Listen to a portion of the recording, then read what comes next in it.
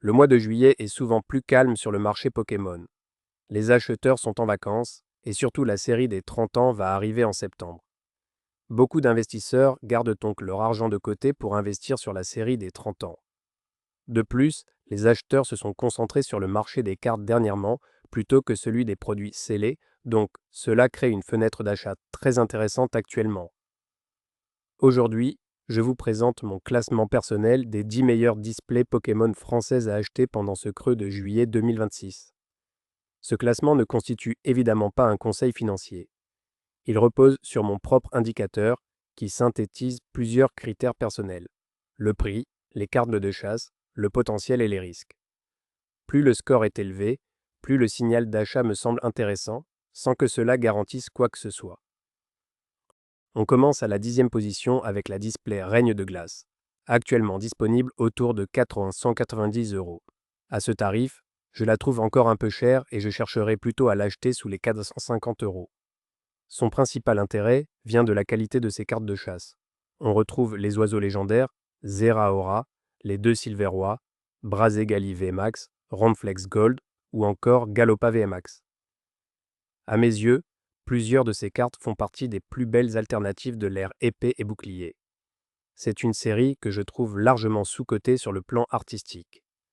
Son faible risque de réassort constitue également un point positif, même si son prix d'entrée limite désormais sa marge de progression. Avec un score interne de 8, un potentiel moyen et un risque moyen, je la considère surtout comme une opportunité à saisir lors d'une baisse ponctuelle. À 490 €, je surveille. Sous 450 €, je commence à acheter. À la 9e position, on retrouve Mascarade crépusculaire avec un prix actuel d'environ 230 €. Ici, le principal argument est simple. La display reste encore très proche de son prix retail. Mon prix d'achat conseillé se situe sous les 230 €. La série propose plusieurs illustrations rares, très réussies, comme Leveinar, Simiabraz, Momartic, Zapetrel ou Caninos de Hisui. La carte de Cassis, avec les 3 Pikachu, apporte également une touche particulièrement reconnaissable à l'extension, mais les deux véritables moteurs de la série sont Amphinobi X en version spéciale et Evoli AR. Je pense notamment qu'Evoli peut progressivement s'imposer comme une carte de chasse très sérieuse auprès des collectionneurs. Le potentiel que j'attribue à la display reste faible, car l'extension est encore récente et très disponible. Avec un score de 8 et un risque moyen, elle mérite cependant sa place grâce à son prix d'entrée raisonnable. À 230 € ou légèrement en dessous, l'achat me paraît cohérent pour du long terme. En 8e position, voici Origine perdue, actuellement autour de 380 €. Mon seuil d'achat se situe sous les 400 €, ce qui signifie que son prix actuel me semble déjà intéressant. L'angle principal ici, c'est la solidité de la sélection de cartes de chasse. Giratina-Phi porte évidemment l'extension, mais elle n'est pas seule. On retrouve également Ptera Sainte, Ectoplasma dans la Trainer Gallery, 3 cartes différentes de Pikachu, ainsi que les versions dorées et noires de Pikachu et Mew. Cette diversité est importante, car la valeur de l'extension ne dépend pas d'une seule carte. Origine perdue possède plusieurs points d'entrée pour différents profils de collectionneurs. Le reprint est normalement terminé, ce qui réduit fortement le risque d'une nouvelle arrivée massive de produits. Avec un score de 8, un potentiel élevé et un risque faible, je considère qu'une display à 380 € présente un bon rapport entre visibilité à long terme et prix actuel. Elle reste derrière les suivantes, car une partie de son potentiel est déjà intégrée dans son prix. À la 7e position, Tempête argentée se négocie autour de 380 €. Contrairement à Origine perdue, je serai ici plus exigeant et je viserai un achat sous les 350 €. La force principale de cette extension repose sur des Pokémon extrêmement populaires. Lugia V est la grande carte de chasse accompagnée par Rayquaza VMAX et Brazegali VMAX. La Trainer Gallery complète correctement l'ensemble avec Altaria, Roussil ou encore Milobellus. Tempête argentée obtient un score interne de 9, mais son potentiel est jugé faible dans mon analyse actuelle. Le prix a déjà fortement progressé et le risque de reprint reste à prendre au sérieux. Origine perdue a récemment montré qu'un retour de produit pouvait rapidement refroidir une hausse devenue trop importante. Je ne considère donc pas Tempête argentée comme une mauvaise display, bien au contraire.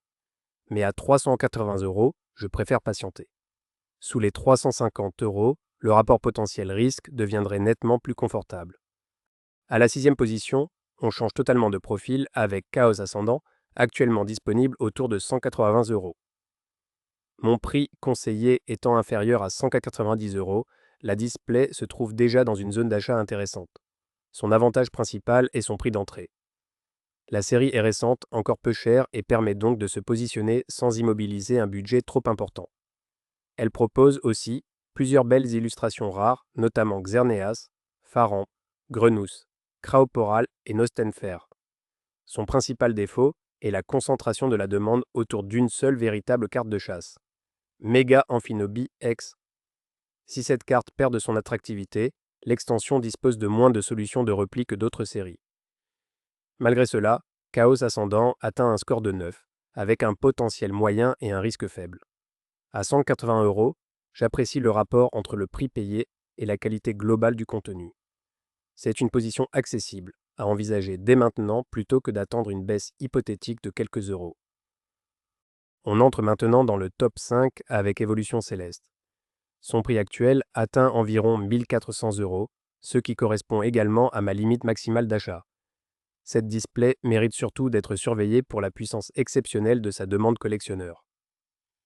Noctali VMAX reste évidemment la carte emblématique de la série, mais l'ensemble des évolutions d'Evoli donne une profondeur particulière à l'extension. Peu de séries modernes réunissent autant de Pokémon appréciés dans un seul produit. Cela soutient naturellement la demande sur le long terme, aussi bien pour les displays scellés que pour les cartes individuelles.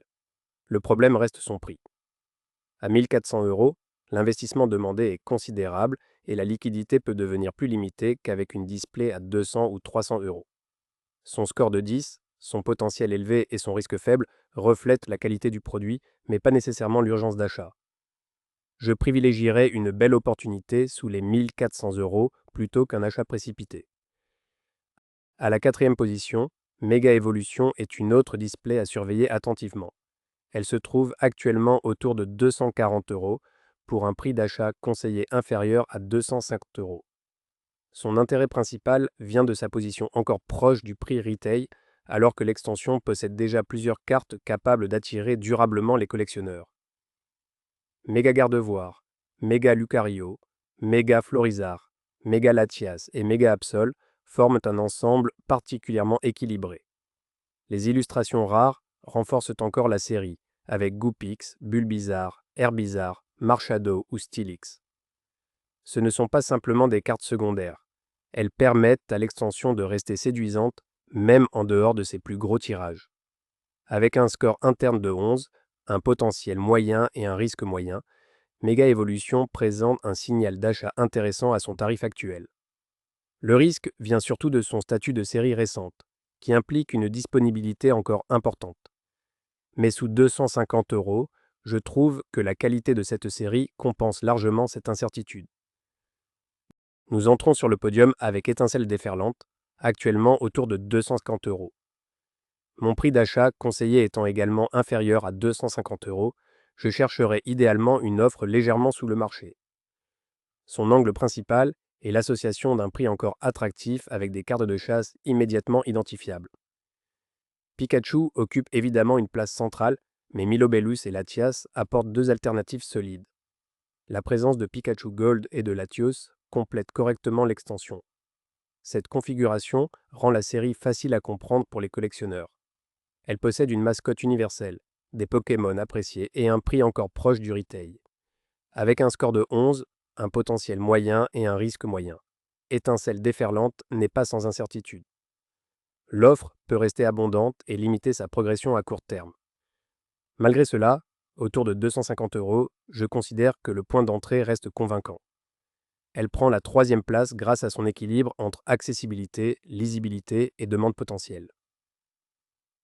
À la 2e position, Flamme Fantasmagorique constitue une alternative très solide, mais aussi beaucoup plus spéculative. La display vaut actuellement environ 300 €, alors que mon prix conseillé reste inférieur à 280 €. Ici, il faut être très clair. Toute l'extension repose principalement sur Mega Dracofeu X. C'est une véritable série casino. Lors d'une ouverture, c'est le jackpot ou la misère. Cette concentration représente son principal risque, mais aussi la raison pour laquelle la série attire autant l'attention. Dracofeu reste l'un des Pokémon les plus puissants commercialement. Lorsqu'une extension propose une carte majeure de Dracofeu, le produit scellé peut conserver une demande importante même si le reste de la checklist est moins profond. Quelques cartes, comme Miaous, Aurore ou Tiplouf, apportent malgré tout un peu de variété. Avec un score de 13, un potentiel moyen et un risque moyen, la Display présente actuellement un signal d'achat fort dans mon modèle personnel. À 280 €, elle reste sous mon seuil, mais son profil très dépendant d'une seule carte l'empêche de prendre la première place. En première position, mon meilleur signal global pour juillet 2026 est la Display Rivalité Destinée. Son prix actuel tourne autour de 300 €, tandis que mon prix d'achat conseillé se situe sous les 320 €. Ce qui la distingue, c'est avant tout la profondeur exceptionnelle de sa checklist. Mewtwo, le Ho-Oh de lutte, le Karchakroc de Cynthia et Sulfura constituent 4 cartes de chasse fortes associées à des Pokémon ou à des personnages très appréciés. Mais l'intérêt de la série ne s'arrête pas à ses plus gros tirages.